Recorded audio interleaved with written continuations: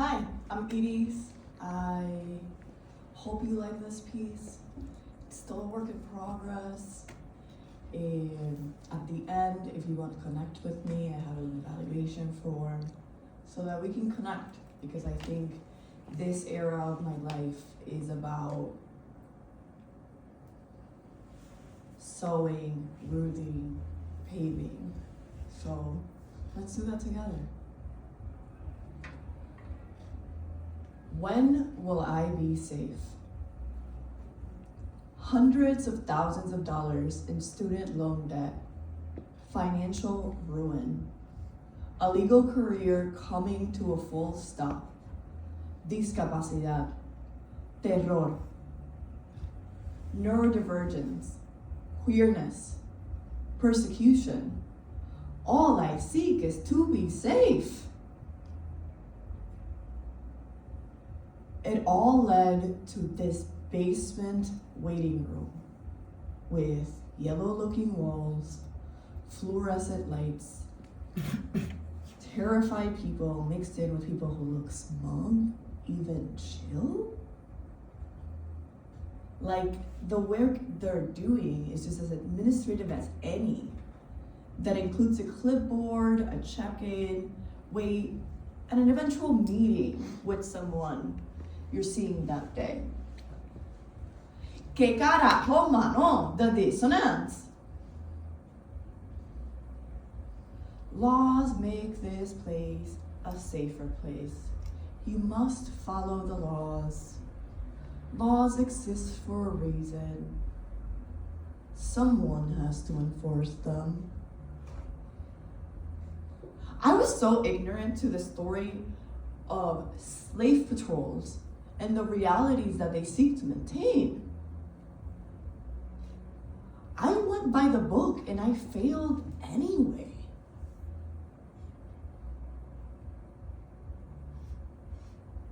Could I change the system from within? Nope.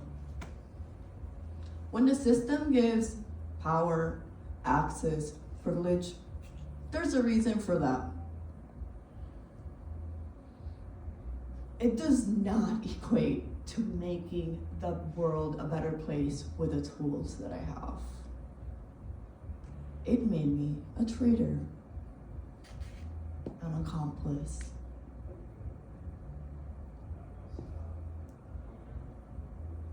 I am in this building, even though I told myself I would stop.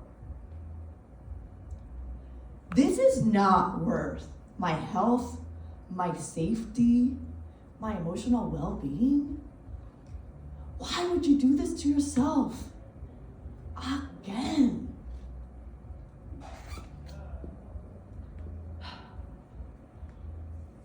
I am at the Chicago ICE office with someone I love. Someone that has accepted me, my boundaries, and my full self. Although I cannot say the same for my own blood. Chicago has given me the roots, language, understanding, and resilience to move forward. Embody what I want to see in the world. During today's adventure, we get to practice radical accompaniment, care, and protection. I get to build sanctuaries within me and around myself. I look like a fool. I cosplayed for the first time Iris La Lawyer, representing Frank, versions of ourselves we crafted so we look like regime sympathizers and somehow calm our own nerves. I am wearing a blonde wig inspired by Wicked's Afaba. Wait, it's working?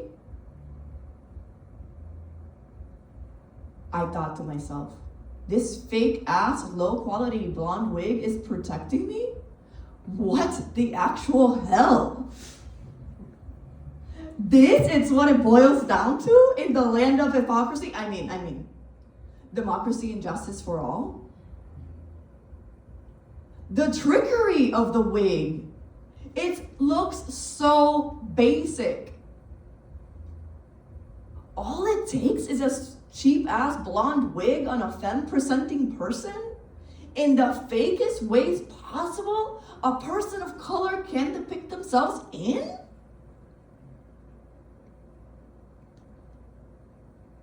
Wait, a wig can be a weapon. Trans people have been telling us for eons. We shall arm ourselves with wigs.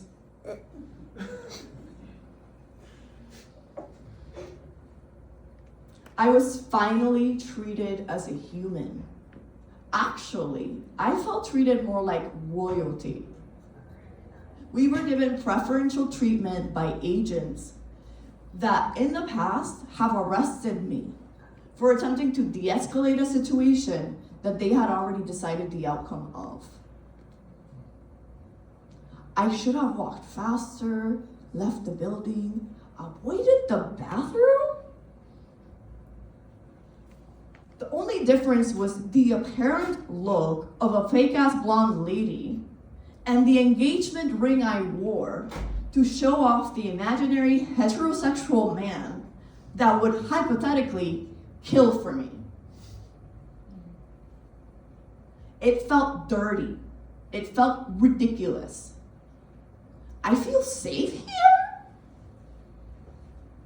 It is not in exchange for doing their dirty work? Because of a wig?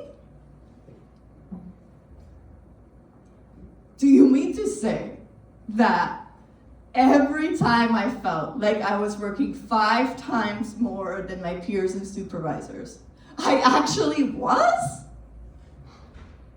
I knew it. I just had never seen it so clearly. No estoy loca, no estoy perdiendo el tiempo, no estoy botando el dinero, no soy demasiado. Give yourself some grace. Give myself some grace. I start texting the family, my support system, the cheerleading mutual aid groups on WhatsApp and Signal. I got this. I'm grounded. We gotta wait though.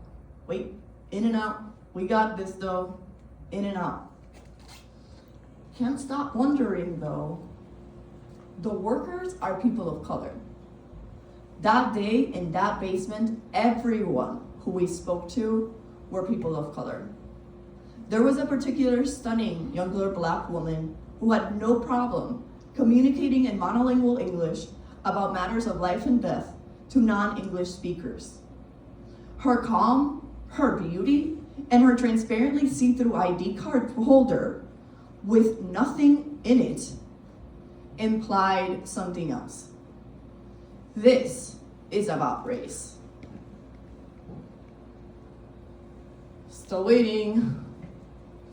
Clearly not a race. While I do believe that utilizing our oppressors' tools against them is definitely in the toolbox, I see the harm that they continue to impose. We need to outgrow them, retire them over time. We need our own tools. I also need to be safe and be able to transfer that safety and calm and not break down while I ride the elevator where I was arrested that time in 2019. I do feel safe.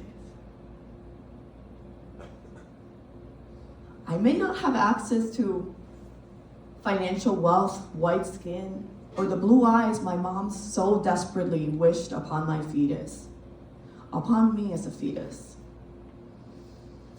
Name gets yelled.